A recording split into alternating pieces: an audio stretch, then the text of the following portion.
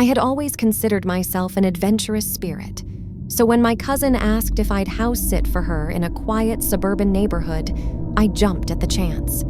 It was the perfect escape from the city's relentless noise and chaos. Little did I know that the peace I sought would soon turn into a chilling ordeal that would haunt me for years to come. The house was a charming two-story, nestled on the corner of something like Elmwood or Amewood Avenue in a seemingly idyllic neighborhood. My cousin Jane was traveling for a month and needed someone to look after her home and her beloved cat, Whiskers. It seemed like an easy gig, a chance to unwind and enjoy the serenity of suburban life. The first few days were blissfully uneventful. I spent my time lounging in the cozy living room, reading books and sipping tea while Whiskers curled up at my feet. The neighborhood, with its tree-lined streets and well-manicured lawns, exuded an air of tranquility. However, on the fourth night, as I lay in bed, I was jolted awake by an ear-piercing scream that echoed through the quiet streets. My heart pounded as I rushed to the window to investigate. I saw nothing amiss, only the glow of streetlights on empty sidewalks. I told myself it must have been a nightmare, but the sensation of unease lingered. Over the next few nights, the screams continued, each time closer and more blood-curdling than the last. I couldn't pinpoint their source, and my attempts to investigate yielded nothing. One evening, as I was tending to Whiskers, I noticed something odd about the cat. He had grown unusually skittish, his fur standing on end as he stared intently at a corner of the room. I followed his gaze but saw nothing there. As I reached out to comfort him, I heard a faint scratching sound emanating from the wall. It was as though something, or someone, was trapped inside. I pressed my ear to the wall and listened.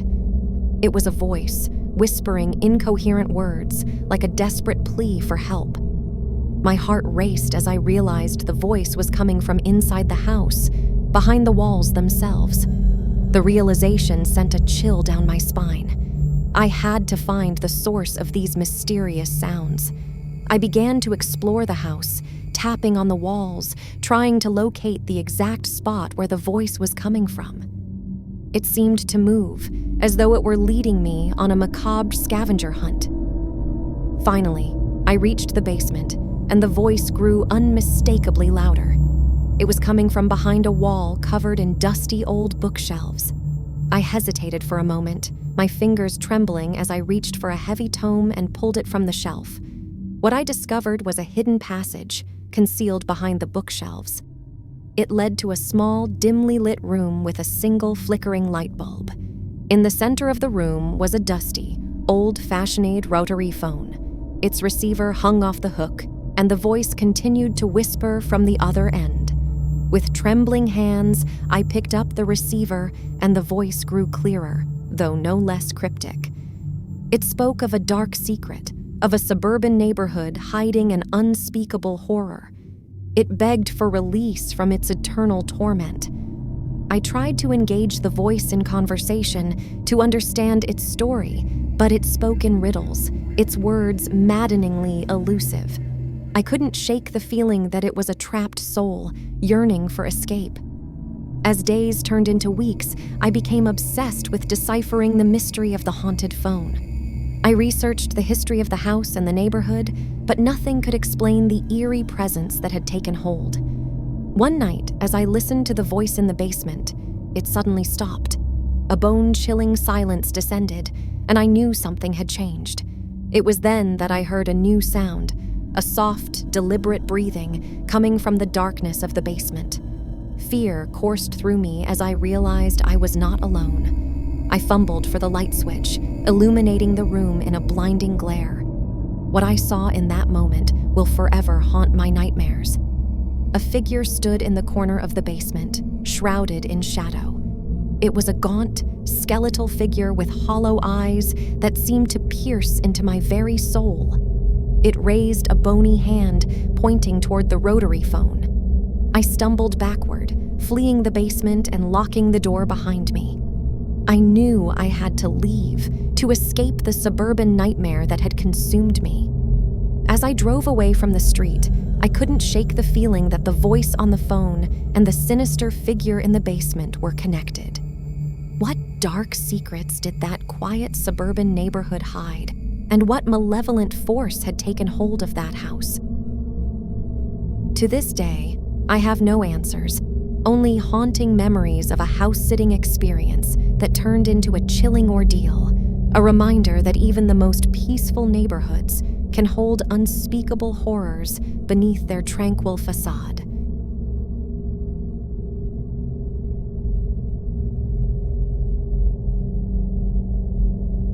Several years ago, a friend of a friend reached out to me with an unusual request. She needed someone to house sit her empty family home on Willow Street in a quiet suburban neighborhood while she was away on business for an extended period. It sounded like an easy task, and the promise of a peaceful suburban retreat was alluring. Little did I know that my stay at the seemingly ordinary house would soon become a haunting experience that would forever linger in my memory. The house on Willow Street was a typical suburban residence, a 2-story structure with white siding, a manicured lawn, and a welcoming front porch. It was flanked by other similar houses, each with their own charming features.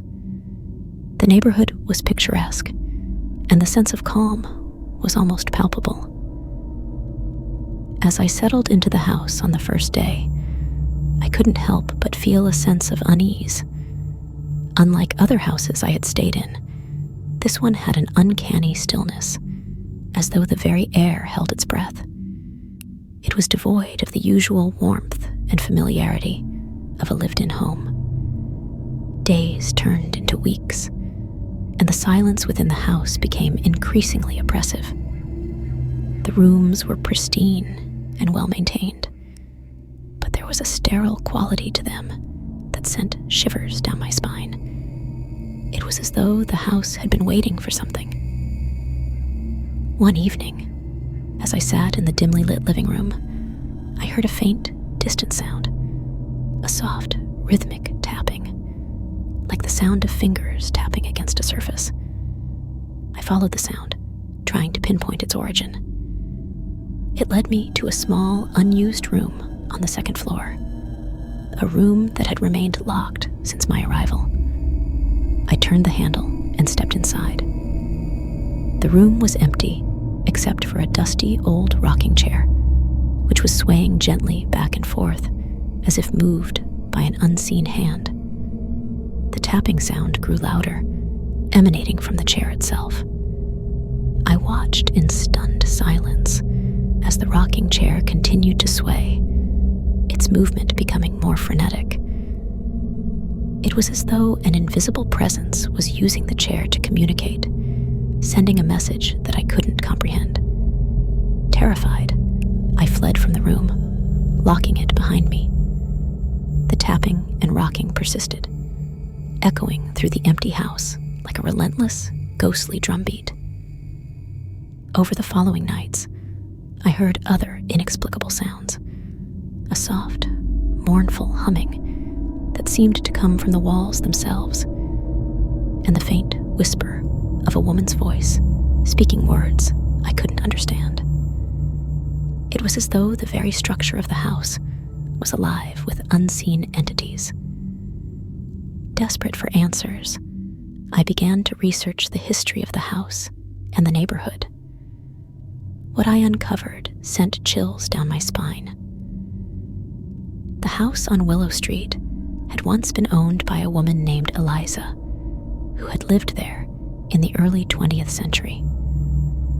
She had been known as a recluse, rarely leaving her home. Local legends spoke of strange happenings within the house during Eliza's time. A chair that would rock on its own, whispers that seemed to emanate from the very walls. It was said that Eliza had been obsessed with communicating with the dead, conducting seances, and holding dark rituals in the hope of making contact with the other side. As I delved deeper into the house's history, the inexplicable phenomena grew more intense. The rocking chair would move on its own, and the soft hum of the woman's voice grew louder, as though she were trying to communicate with me.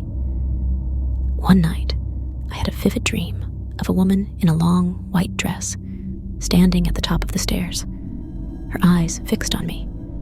She beckoned me to come closer, her voice soft and imploring. I awoke in a cold sweat, the dream's eerie presence lingering in my mind. It was then that I decided I could no longer stay in the house. The paranormal activity had become overwhelming, and I feared for my sanity. I packed my belongings and left the empty house on Willow Street, never looking back. To this day, I cannot explain the haunting experiences I had in that suburban house. It was as though the echoes of the past had permeated the very walls, a reminder that even the most ordinary-looking houses can hold secrets that defy explanation. The memory of that silent house and its ghostly presence continues to haunt me, a testament to the mysteries that lie hidden in the most unexpected of places.